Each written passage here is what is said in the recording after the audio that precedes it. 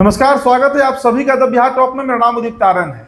देखिए, आज से लोकसभा का बजट सत्र और बिहार विधानसभा का मॉनसून सत्र शुरू हो गया है। हालांकि लोकसभा का सत्र तो काफी लंबा है, 12 अगस्त तक चलेगा, लेकिन बिहार विधानसभा का बहुत छोटा सत्र है, महज 4 दिनों का।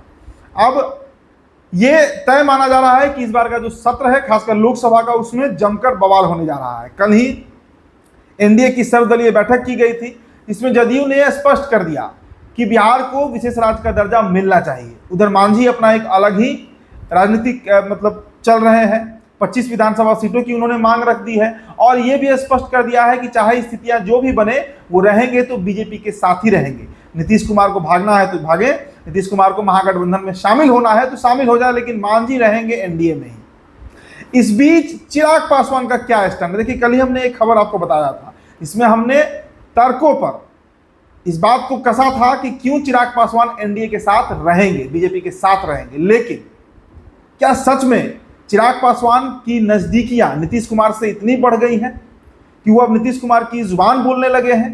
कौन सी जुबान बोल रहे हैं वो इस वीडियो में आपको हम बताएंगे। देखिए, जातिगत जनगणना बिहार में कराया गया, उसकी रिपोर्ट को सार्वजनिक भी किया गया और उसके बाद आरक्षण के दायरे को भी बढ़ा दिया गया। आपको याद होगा कि 50% से बढ़ाकर उसे 65% कर दिया गया था अति पिछड़ी जातियों के लिए और अनुसूचित जाति जनजाति के लिए।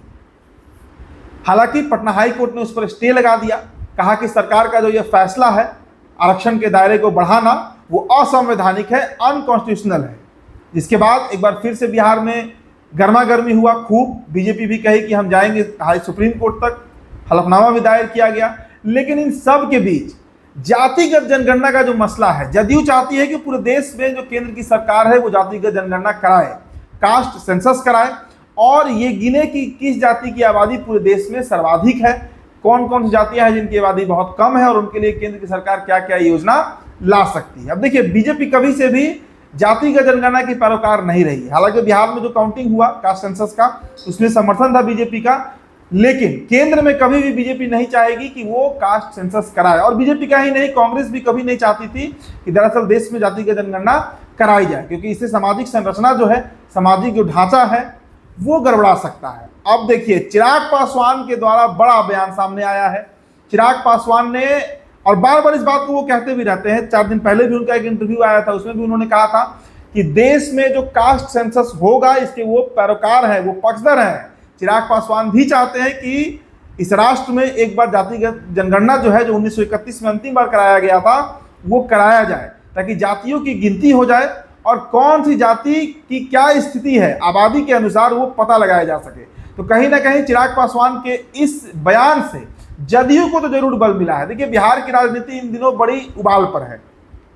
एनडीए में घमासान मचा हुआ है, कलह मचा हुआ है और कोई नेता बीजेपी के साथ होना चाहता है, तो एक नेता चिराग पासवान भी अब दिख रहे हैं जो नीतीश कुमार के साथ होना चाहते हैं। तो क्या सच में जिस तरीके से बिहार में एनडीए आगे बढ़ रहा है, क्या टूट की तरफ आगे बढ़ रहा है? कल मैंने बताया कि सर्वदलीय की बैठक हुई थी दिल्ली में बीजेपी की, वहां पर जदयू मांग कर दी विशेष राज्य के दर्जे का, चिराग पासवान उसका भी समर्थन कर रहे हैं। तो कहीं ना कहीं चिराग पासवान धीरे धीरे ही सही अपना रुख स्पष्ट करते जा रहे हैं। अब देखिए, सांसदों की संख्या की बात करें तो 12 सांसद जदयू से हैं और 5 सांसद लोक जनशक्ति पार्टी रामविलास से हैं, यानी लोजपा रामविलास से हैं। ये एक बड़ी संख्या है। बिहार में कुछ 40 सीटें हैं और लगभग 45% सांसद इन दो पार्टियों से हैं, जो अभी फिलहाल एनडीए के समर्थन में है।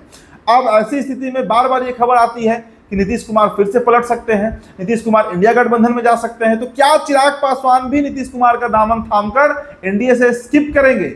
ये सवाल उठाया जाने लगा है। ये पहली बार देखने को मिल रहा है कि चिराग पासवान ऐसी जुबान बोल रहे हैं, ऐसी भाषा बोल रहे हैं जो बीजेपी के खिलाफ में दिख रहा है। और ये सबसे बड़ा तनाव का विषय भारतीय जनता पार्टी के लिए जरूर बन सकता है। दूसरी तरफ जदयू अपने आप को मजबूत करने में लगी हुई है, विधानसभा चुनाव चाह रही है किसी साल करा लिया जाए। कल ही देखिए, शंकर सिंह जो निर्दलीय रुपौली से जीते हैं, वो जाकर नीतीश कुमार से मुलाकात किए हैं, फूल का जो बुके है उसका आदान प्रदान किया गया है और सिर्फ औपचारिक ऐलान भर बच गया है कि शंकर सिंह जदयू ज्वाइन करने जा रहे हैं। मतलब सीमांचल जहां पर राजद का नींव खिसक चुका है, वहां पर जदयू अपनी पकड़ बनाना चाह रही है और उसमें अगर चिराग पासवान का समर्थन मिलेगा तो एक नई तरह की राजनीति का उदय बिहार में हो सकता है।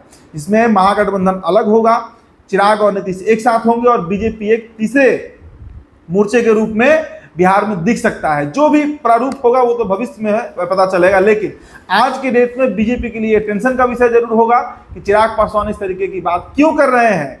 वो बातें जो जदयू करती है, वो बातें जिसकी पैरोकार जदयू रही है, अब चिराग पासवान भी उसी धरे पर, उसी जुबान में बात करने लगे हैं। फिलहाल इस रिपोर्ट में इतना ही। बहुत बहुत शुक्रिया।